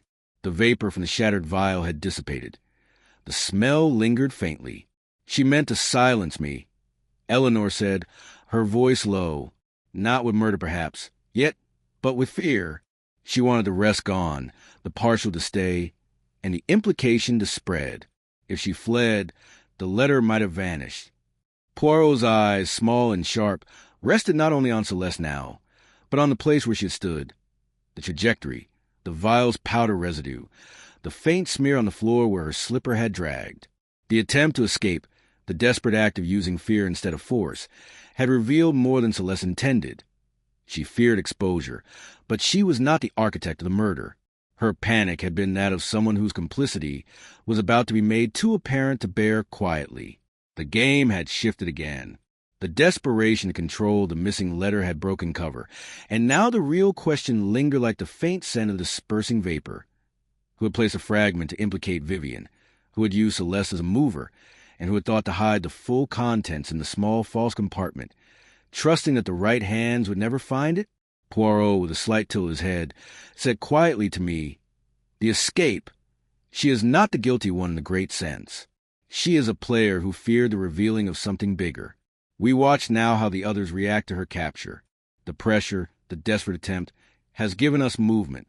Chapter 14. The final piece falls into place. The failed escape of Lady Celeste, the recovered letter, and the trembling confessions in the conservatory had spun the house into a tighter web. The desperation, blunt, noisy, and raw, had exposed fissures that only the quiet interplay of observation could now exploit. Poirot, having allowed each tension to rise, now leaned into the cusp where everything might begin to align. The final piece, which had been elusive until then, did not arrive with fanfare. It arrived as a quiet, inevitable shift, the weighted note that completed a chord. The letter itself, once spread between them, began to yield its shape. Eleanor, who held it like a fragile promise, read aloud the reconstructed sentences and fragments, while Poirot and I matched them to the earlier pieces. If the dedication is reversed, the promise made in confidence will, and then the continuation, now visible and whole, be used as leverage to erase the original debt, and the silence exchanged for protection will be the currency of those who fear exposure. The next line, which had been torn before, now appeared in full. "You will not act alone, Vivian. Our mutual arrangement protects both. Should either betray, the partial name will be left like a mirror broken to show you the fracture before it widens." The final sentence, previously hidden, carried the sharpest edge. The one who wields the appearance of accusation will be the one who guides suspicion away from the true path. Watch the protector, who becomes the accused. Poirot, who had listened to each phrase with the intensity of one savoring a fine wine, closed his eyes a moment. "Ah," he murmured. "The melody, she is nearly complete." He turned gently to Lady Vivian. "You see now, madam, how the partial name was both threat and signal. The letter demanded your silence under the guise of mutual protection, yet left you exposed in a way that would cause you to defend, to overcompensate. The one who constructed this knows your instinct to shield, to shape, to invite collaboration. They also know the reflex to become transparent when under pressure. That is a clever hand." Vivian's expression, which had been taut with cautious indignation, softened in a way that suggested the weight of something once hidden had shifted. "He called it protection," she said quietly. "He spoke of mutual arrangement. He gave me a version of unity. But who would add the final line? Who would warn me that the one accusing might be misdirecting?" Her gaze flickered toward Sir Conrad, then to Judith Crowley, then, almost involuntarily, to Dr. Ainsworth, each movement measured, as if testing which direction the wind now favored. Poirot did not speak immediately. He instead set the torn pieces side by side, then looked toward the small scrap found in the wastebasket, the envelope remnant with wax residue, and lifted it gently. "The one who sought to darken the trail," he said, "left this to suggest casual disposal. But the wax, she is of a particular blend. Not the aster seal, not the official foundation type. It belongs to someone who has handled private reversals before, the one who arranges and conceals, who has use for both leverage and protection. The combination of the letter's creation, the partial name, and suggestion that accusation can be a diversion, this is orchestration. The final piece was not in what was said, but in how the warning was given. The person who warns you that the accuser may be the misleader is often the one setting the stage. Eleanor added quietly. Lady Celeste attempted to take the rest. She knew the letter's value not only as threat, but as gauge. If the full contents were revealed, the pivot would have fallen somewhere unexpected. Her panic was not guilt for murder, Poirot. She feared the direction of exposure, not the act of it. Poirot's eyes, after a small nod, turned to remaining players. Judith Crowley and Sir Conrad, whose shared risk had been painted with a shadow of manipulation. Dr. Ainsworth, whose deftness with language now bore the sheen of someone who had previously shaped reputations. Thomas Reed, who, having stood aside for the moment, was watching how accusation could be redirected. And the ghost, still unspoken, of the true assassin, the one who had placed Merryweather in the trunk and chosen the dramatic display. The final piece, Poirot understood, was not simply one fact. It was the linkage, the letter's duality as demand and warning, the use of Vivian's protective instincts to make her overstate transparency, the placement of partial blame to serve as an echo chamber, and the careful hand that allowed suspicion to drift toward those who could be forgiven in order to shield the real movement beneath. The person orchestrating needed a shield and a mirror, a protector turned accused, a threat turned warning. He leaned closer to me, so that only I could hear. The one who benefits most of the accusation is softened, who gains when attention shifts from the trunk to the dedications, and who can speak of mutual protection while secretly guiding the reflection. She is the one we watch. The real culprit uses others' fear of exposure, like puppet strings. The final piece, she is there, Hastings. The melody has its last note. We listen now for who hums it when no one else is looking. I noted, letter now whole, reveals warning embedded, a diversion strategy. Partial name as signal. Final line suggests accuser as misleader. Wax residue in choice of seal implies private handler of reversals. Celeste panicked over direction, not murder. Vivian manipulated by implied mutuality. Real orchestration uses protective reflexes and misdirection. Poirot folded the evidence with deliberate care, not yet pronouncing conclusion, but arranging the board so that when the next move came, the players would find themselves surrounded by the pattern they had been unwittingly drawing. Chapter 15. The Final Gathering. The hour of the gathering was chosen not for its spectacle, but for its quiet weight. Evening had folded itself over Marlowe House like a velvet curtain. Lamps burned with steady, soft light, casting warm pools that did not flatter shadows but allowed them to settle in corners where secrets had nested. Poirot summoned all of them, the principal players, the ones whose threads had been tugged, and those who had pulled, into the great drawing room. No accusation was announced. No pretense was offered, except that the evening would be a conversation of clarity, as Vivian, with her carefully restored calm, informed the assembled guests. The room, its high ceiling lined with moldings that had seen many histories, now held the latest. A murder, a torn letter, alliances and misdirection, and a man quietly prepared to put the pieces in order. They came in smaller clusters, uneasy but composed. Lady Vivian, poised, with the slight fatigue of one who had been defending herself by proactivity. Sir Conrad, whose protective posture had been tempered by the sense that he had been both ally and instrument. Judith Crowley, composed but with her hands folded as if to hold something in, perhaps her own breath. Miss Eleanor Davenay, notebook tucked beneath her arm, a predator's restraint barely contained by civility. Dr. Malcolm Ainsworth, his mouth guarded by professional phrasing, his eyes holding the faint flash of someone questioning whether the language he would use next would betray him. Thomas Reed, quiet, watchful, the ledger of earlier suspicion now replaced by careful silence. Lady Celeste, pale from her desperate attempt, seated with a nervous stiffness, watched with a mix of defiance and dread. Even the staff lingered at respectful distance, their whispers damped by the heaviness of what was to come. Poirot did not allow the group to scatter into corners. He had arranged the seating in a semicircle, enough intimacy to prevent isolation, enough openness to prevent collusion. He placed himself in the center, not dominating, but anchored. The red velvet trunk, now closed, sat conspicuously near the fireplace, its present a reminder and a stage prop. The torn letter and its reassembled companion lay in a small case before him, along with a scrap of waxed envelope, the locket's tool silently referenced without being displayed. He did not begin with the crime. He began with the pattern. "My friends," he said, his voice carrying that soft insistence which draws silence like a tide, "we are here not because the surface has deceived you.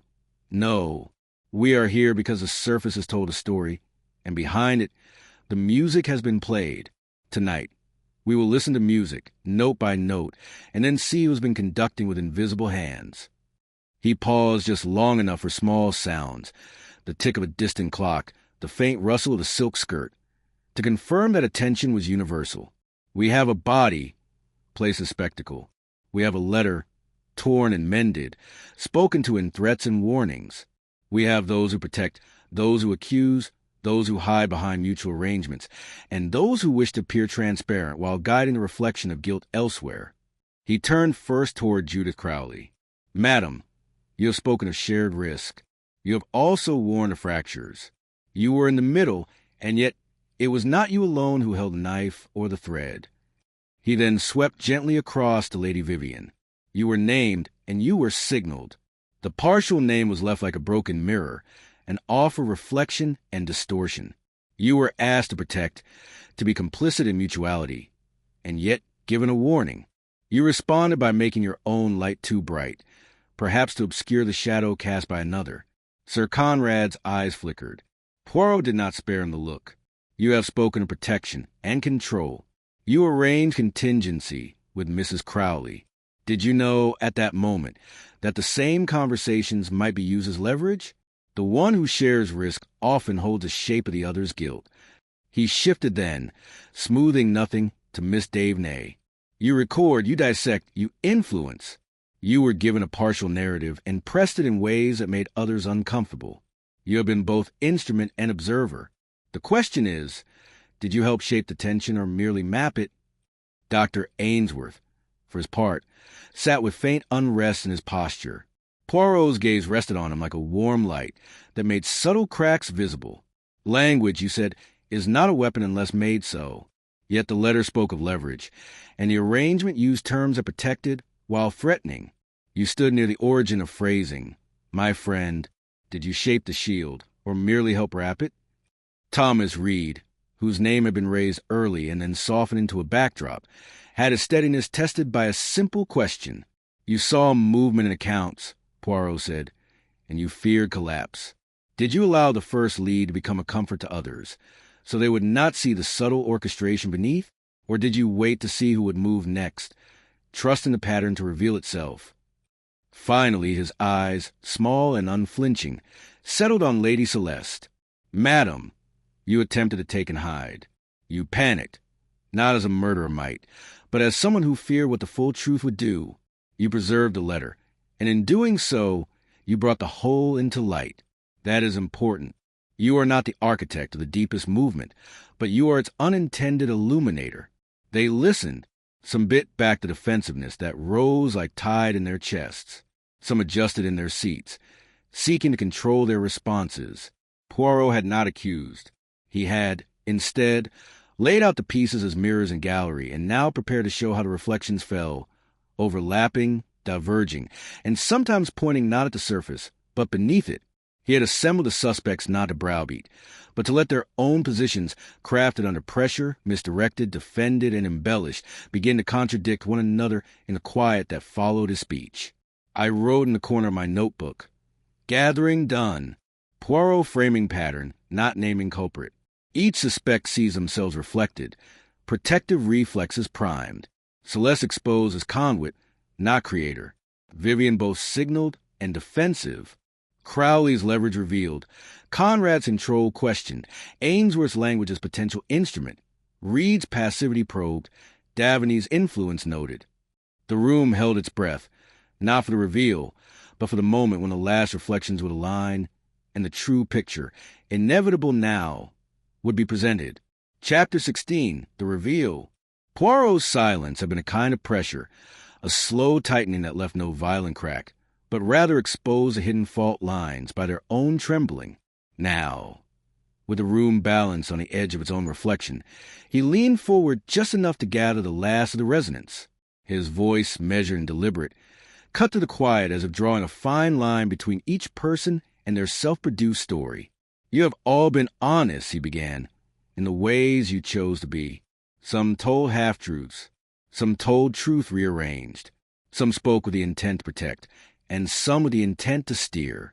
But the truth, she is what remains when all reflections are lined up and the light is turned so that shadows fall not upon the surface, but underneath."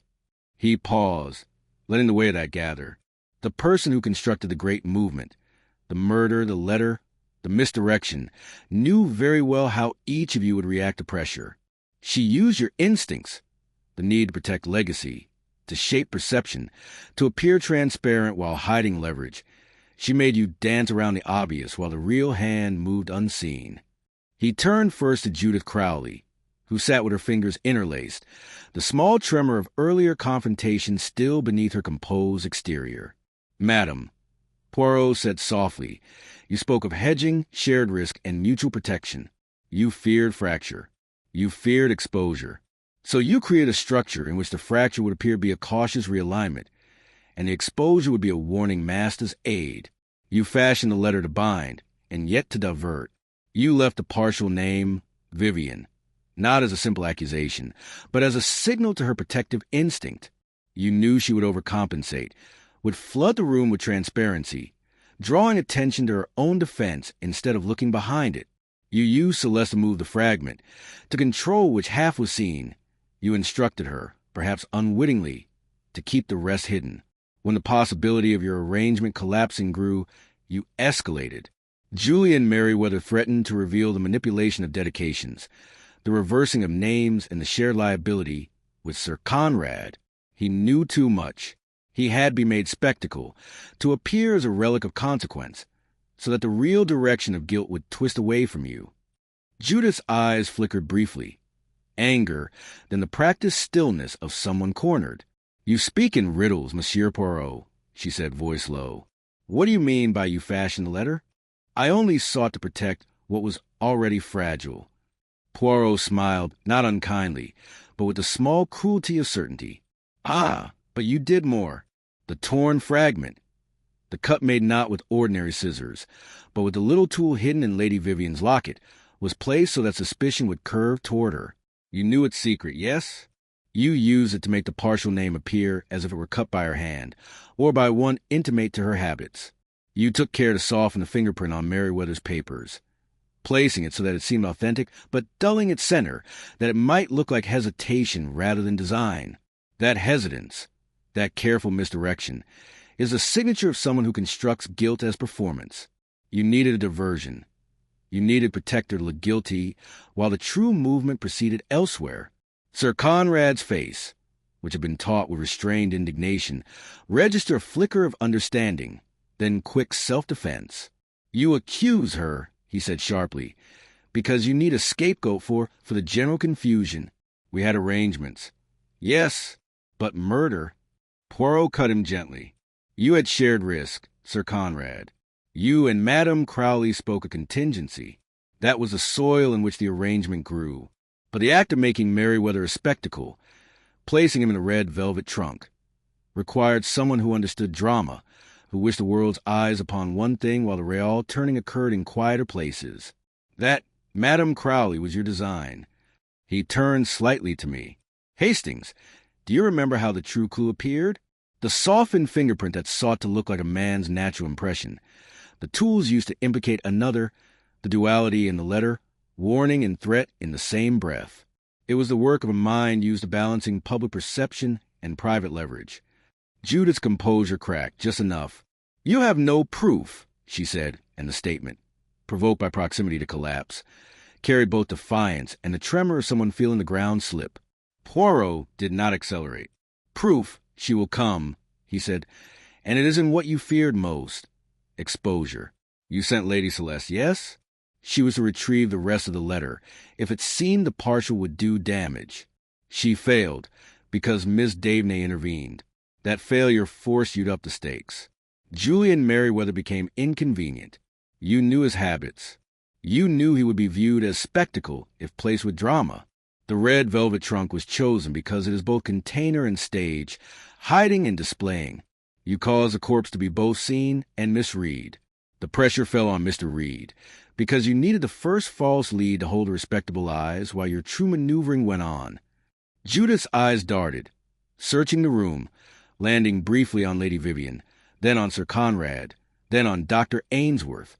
"And if it is so," she said, voice low, "why not speak the name of the murderer? Why weave this performance?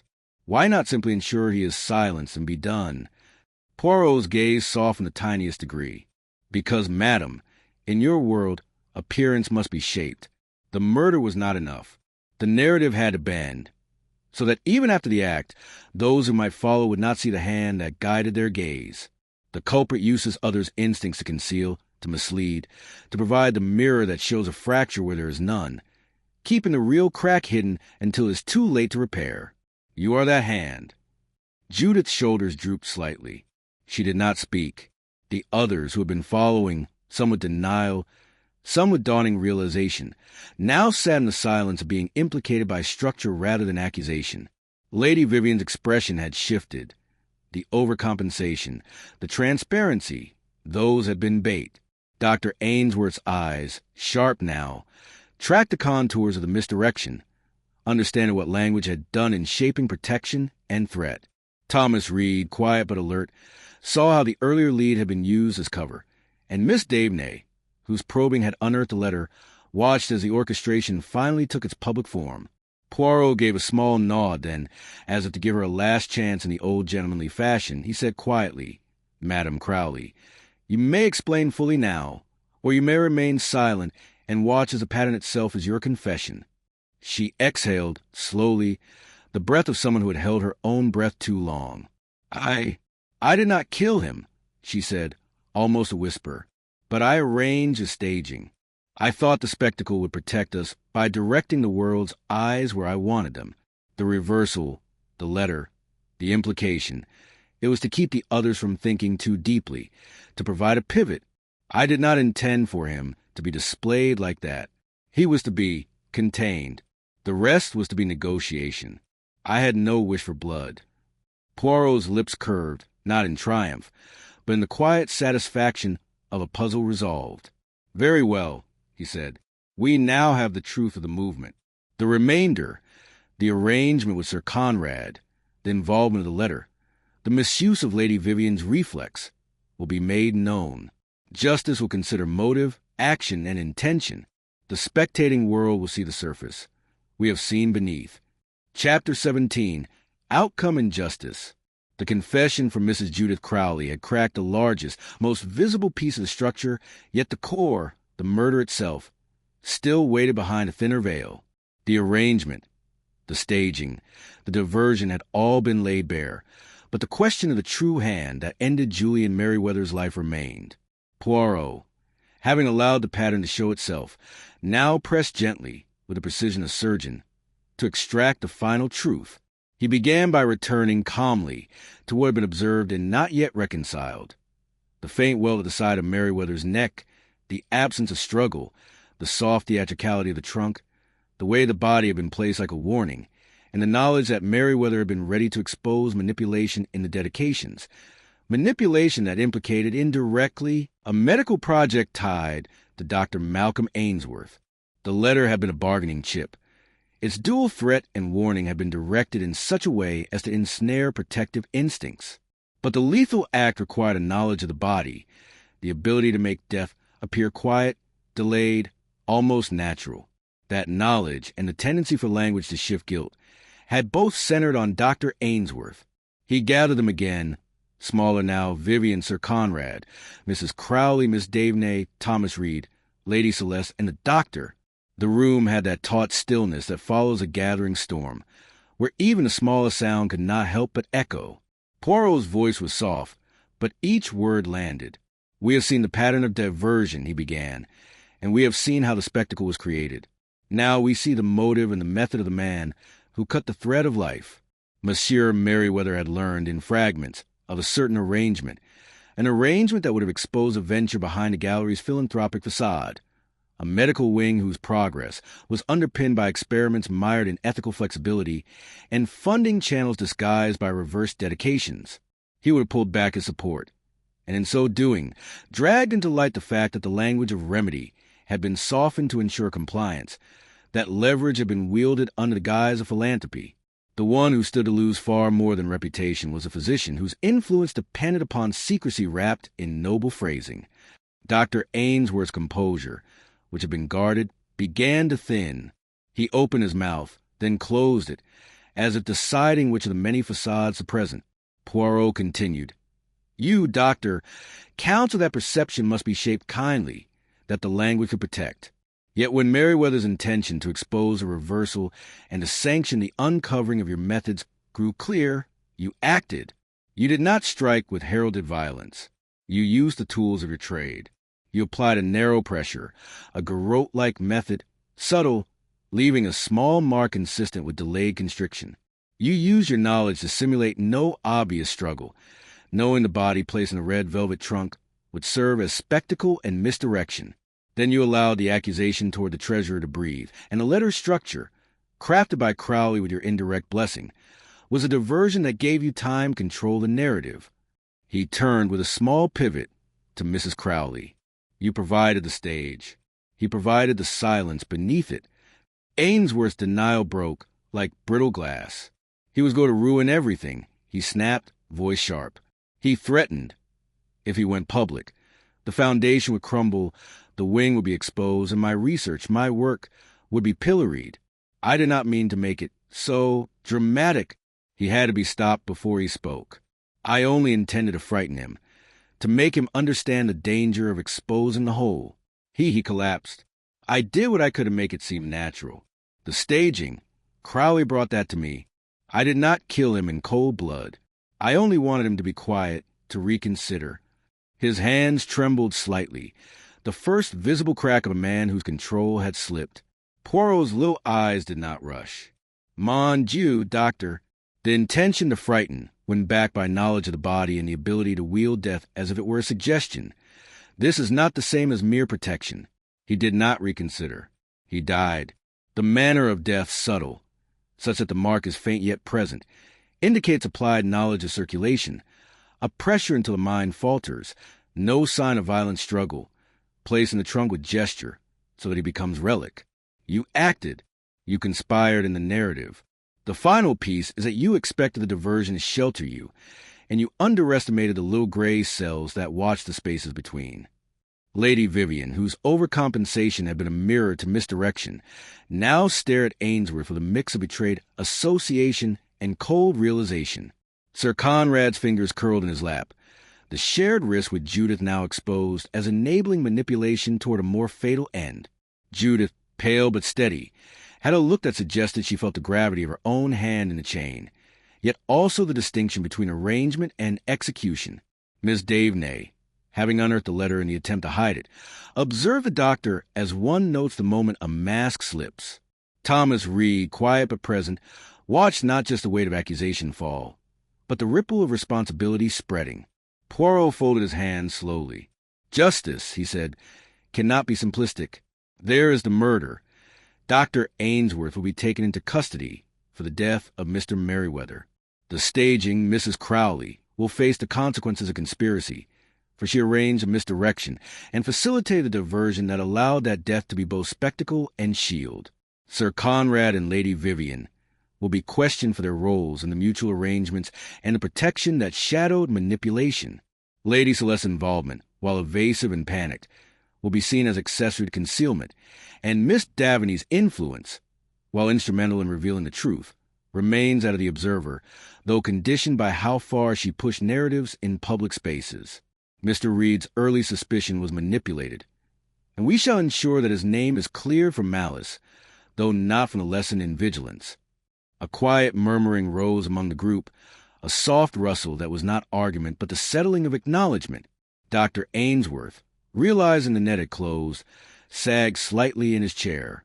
I did not intend murder," he whispered, almost to himself. "He would have destroyed the whole. I only wanted him to stop." Poirot's reply was not harsh. "Intent matters," he said. but so does consequence. You took a life to hide a truth, and in doing so, you ensure that both would surface. One an accusation, the other an unraveling. He looked then at each in turn, the slow sweep of his gaze a benediction and an indictment. The little gray cells have seen. The pattern is clear. The necessary steps will follow. As the authorities were quietly summoned, the group dispersed under the weight of that clarity. Not yet broken, but shifting. Judith Crowley, escorted gently, did not resist.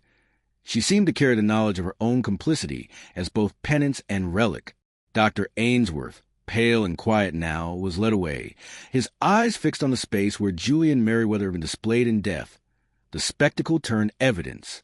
Lady Vivian and Sir Conrad remained, their alliance altered, their legacy reframed. Miss Davenay lingered, notebook closed, her influence tempered by what she'd seen unspool. I wrote, beneath the earlier pages, Ainsworth revealed as murderer, motive connected to exposure, manipulative funding, and ethical dodges. Crowley's conspiracy made stage. She did not strike the blow. Reed cleared. Vivian and Conrad implicated in enabling culture. Celeste Panic exposed her role as mover. Davenay instrumental, must balance narrative power. Poirot, his small figure composed but weighed by the inevitable aftermath, lifted his head. Mon ami, he said quietly to me, the truth, she has many faces. Justice, she is not simple. We have done what is possible. Now we see what remains when the music ends, and the silence that follows shows the echo. Chapter 18. The closing remark. The following morning, the light over Marlowe House had a clarity that made the previous night's shadow seem thin and almost theatrical. The storm of accusations, misdirections, and intricate manipulations had passed through the house like a high tide, leaving behind drips on the floor, displaced rugs, and the quiet that attends commitments made and consequences accepted. The guests, some escorted, some quietly withdrawn, some linger with the weight of altered reputations, move like people who pass through a long play and now find themselves in a hushed foyer, unsure whether applause is due or silence. Poirot and I stood together in the library, the same room that had held fragments, threats, warnings, and finally the long thread of truth unwound. He had, in the course of the night, seen how trust could be braided into leverage, how protection could be twisted into accusation, and how the human need to appear in control provided the very openings deception required.